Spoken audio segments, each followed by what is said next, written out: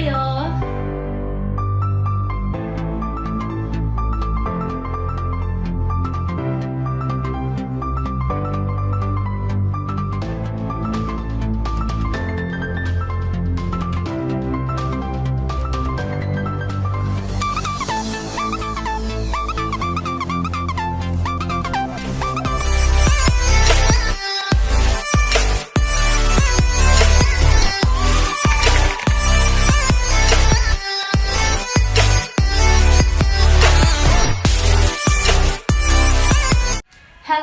Hello mga kamar! Kumusta po kayong lahat?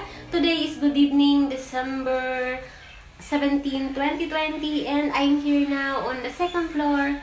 So yeah, as you can see behind me, that's the simple little beautiful Christmas tree. Hindi po yan sa akin ha, Christmas tree po yan ng may-ari ng bahay na to. Umuwi siya last week at nag-arrange. So every December, nag-arrange talaga siya dito at naglalagay siya ng ganyan. And naisipan ko na ilagay ko na yung mga binalot ko na simple gifts para sa mga inaanak, mga kaibigan, family. Simple gifts lang naman. Gusto ko lang siyang ilagay para simple remembrance, mapicturan bago ma-distribute sa December 25. So ay ganon. Simple gifts lang ha, ilalagay ko lang siya dyan. Diba ang ganda? Plus 8 na pala. Ayun o, yung relo. So yeah. Medyo ngongo ako kasi may sipon po ako, wag niyo nang pansinin. So, ito yung mga mga gifts. And ito pa. Ayan, 2 bag siya. And of course, hindi mawawala yung kay jowa ko. Kahit wala siya dito, bumibili pa rin ako ng simple gift sa kanya. Iniipon ko kasi ibibigay ko sa kanya pag nagkita kami next year. So, maiipon din yun. Mansary, anniversary, Christmas, New Year. Ako kasi yung tipo ng ever since, nag-celebrate talaga ako ng mansary, monthversary, anniversary. So, yung partner ko hindi masyado, anniversary lang siya. But minsan, mansary, nung mga first year namin, okay lang. But for now, bati-bati na lang, wala ng gifts. Pero ako, hanggat maaari, meron. So, yeah. So, i-arrange ko na siya. So, samahan nyo akong ilagay.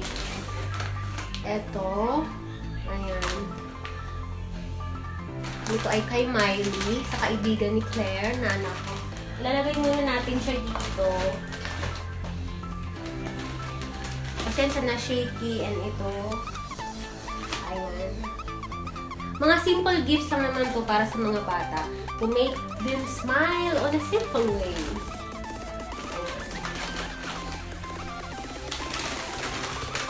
Ito pa. Binalot ito ng kapatid ko kasi hindi ako magaling magbalot. So, ayan. Ano naman lang.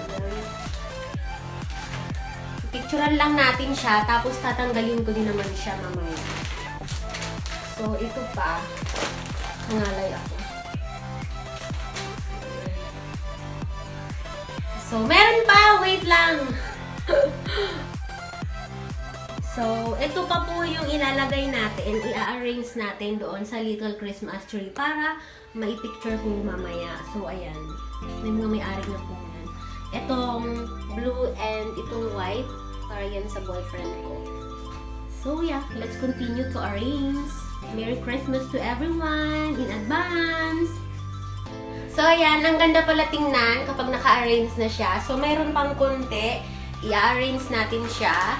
So, ito ay para kay, para sa laro ni Claire. Ayan. Hindi na magkakasya.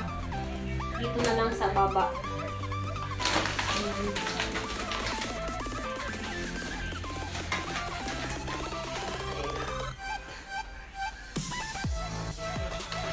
Hindi na magkasya. So, wait lang. Ang hirap maghawa.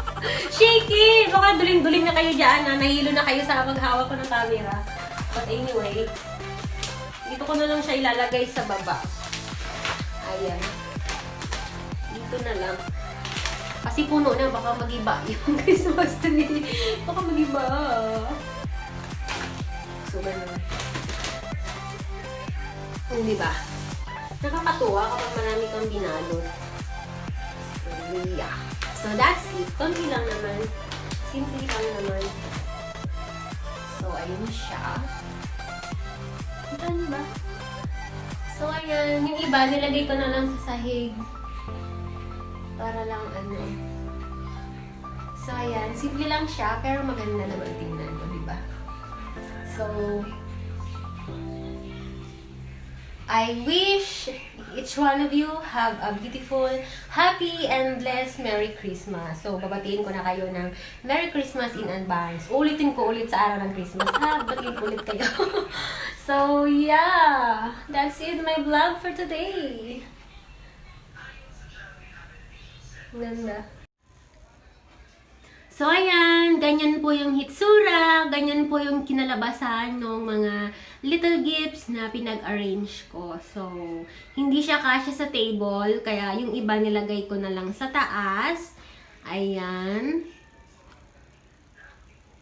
And then, yung iba dito sa baba. So, napakaganda ng design.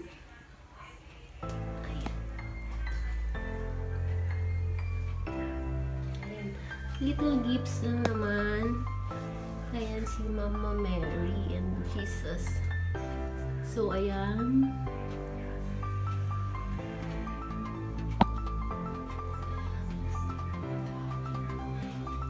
So, that's it.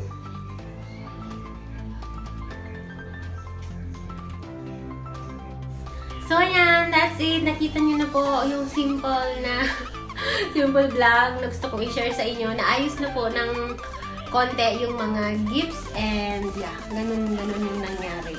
So, hanggang dito na lang po yung vlog ko and thank you everyone for always being there to watch my vlog.